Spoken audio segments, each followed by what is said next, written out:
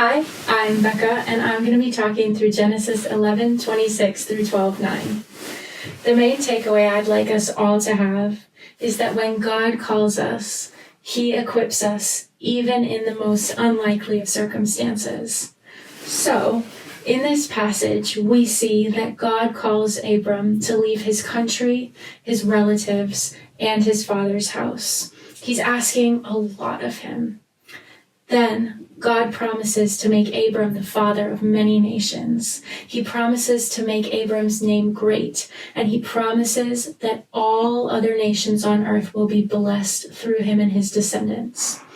Okay, so now I'm going to give you a little background about Abram. At the time God said this, Abram was a 75-year-old man.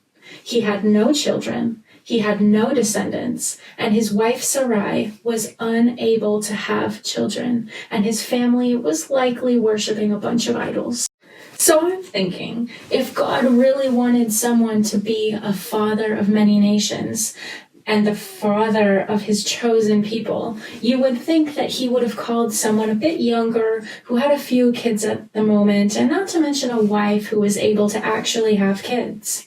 But we see here that God chooses the least likely person for his plan, because ultimately he knows that it's not about what Abram can do, but what God can do. And God makes that very clear throughout this story.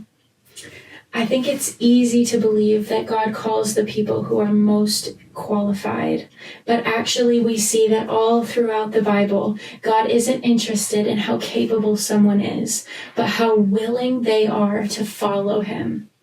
Abram drops everything to obey God's call, and we see that God takes care of the rest. I wonder how often we feel like we're not capable to do what God calls us to.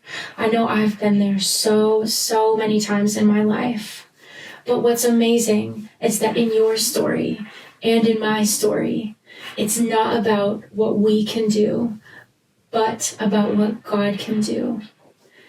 We see all throughout the Bible that God is a God of miracles and that he is faithful. So what happens to Abram in the end? Well, his wife Sarai, who was barren, has a child. Abram did in fact become the father of many nations. He is considered the father of Christianity, of Judaism, and Islam, which are the three biggest religious groups in the world. His name has become so great that even today people respect him for his faith in God.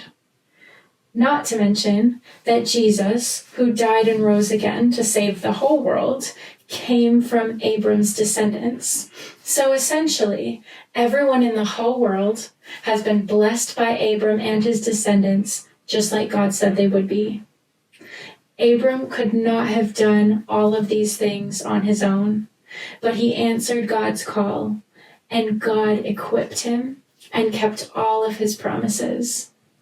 I encourage everyone, and this definitely applies to me as well, to take some time and just to reflect on what God may be calling us to. And just remember that if he calls us, he will equip us, no matter how impossible the situation may be, no matter how unlikely it may be to happen. God will keep his promises to us.